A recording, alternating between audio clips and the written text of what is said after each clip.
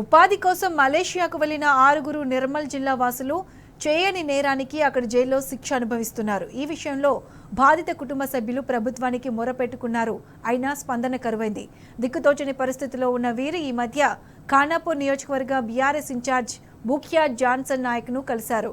తమ గోడును వెళ్లబోసుకున్నారు. వారి కష్టాన్ని తెలుసుకుని చలించిపోయిన జాన్సన్ నాయక్ వెంటనే స్పందించి బాధిత కుటుంబ సభ్యులను బాసటగా నిలిచారు. నేనున్నానంటూ వారిలో ఆత్మస్థైర్యాన్ని నింపారు. నియోజకవర్గ ప్రజల కోసం ఎల్లలు దాటారు. మలేషియాకు వెళ్లి అక్కడి అధికారులతో సంప్రదింపులు జరిపారు. జైల్లో మగ్గుతున్న వారిని కూడా కలిసి జరిగిన సంఘటన గురించి ఆరా తీశారు.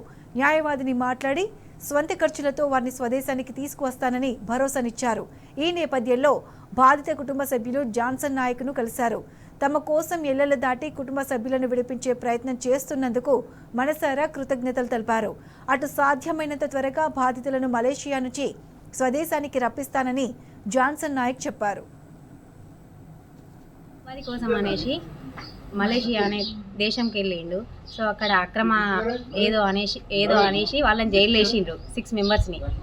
అయితే అంటే మేము చాలా విధాలుగా ట్రై చేసినాం, ఎవరు పట్టించుకోలేరు.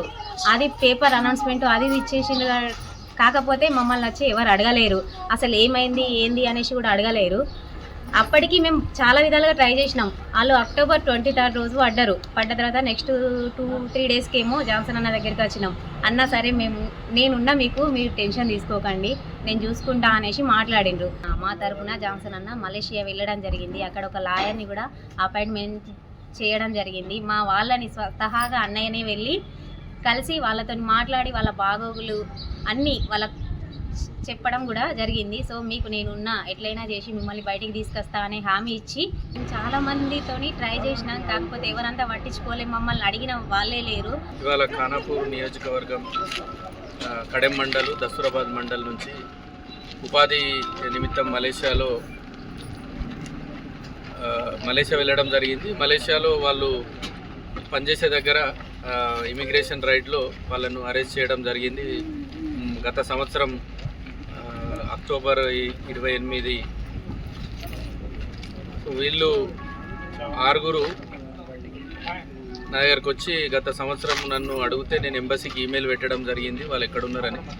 ఆ ఎంబసీ నుంచి వాళ్ళు జైల్లో ఉన్నారు, వీళ్ళను అరెస్ట్ చేసి జైల్లో పెట్టిరని చెప్పారు. ఎంబసీకి నేను కాంటాక్ట్ అవుతా ఉన్నా కానీ సరైన సమాధానం రాలేదు. అయితే వాళ్ళ కుటుంబ సభ్యులకు వేరే వాళ్ళందరూ తెలిసింది ఏంటంటే వాళ్ళు ఫిబ్రవరిలో రిలీజ్ అవుతారని తెలిసింది. ఫిబ్రవరిలో వచ్చి వాళ్ళు బాధతో అన్న మరి మా భర్త పిల్లలు అడుగుతున్నారు డాడీ ఎప్పుడు వస్తాడు అని. మరి డాడీ ఫోన్ చేస్తలేడు, డాడీ ఎప్పుడు వస్తాడు మరి అని చెప్పేసరికి ఆ చెల్లెమ్మ బాధతో వచ్చి అన్న పిల్లలు అడుగుతున్నారు, ఏం చెప్పాలనో నాకు సమాధానం లేదు, మీరు ఒకసారి మా కోసం వెళ్ళండి అన్న, మీరు పోతేనే అవుతుంది అని చెప్తే నేను మొన్న సోమవారం రోజు మలేషియా పోవడం జరిగింది.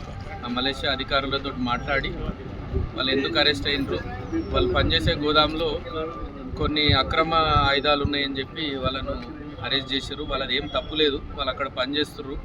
అది స్క్రాప్ గోడాం, ఇది ఎవరన్నా స్క్రాప్ అంటే ఏదంటే అది అక్కడ పడేసిపోతారు, వాళ్ళకి సంబంధం లేదు. సో ఆ ఓనర్ మీద కేసు పెట్టడానికి వీళ్ళను సాక్ష్యాల కోసం వీళ్ళని జైలు వేసి పెట్టిండు. వీళ్ళ మీద ఎట్లాంటి ఆధారాలు లేవు, ఆరోపణలు లేవు. సో నిన్న అక్కడ ఎవరైతే అరెస్ట్ చేసారో ఎస్పీతో మాట్లాడడం జరిగింది.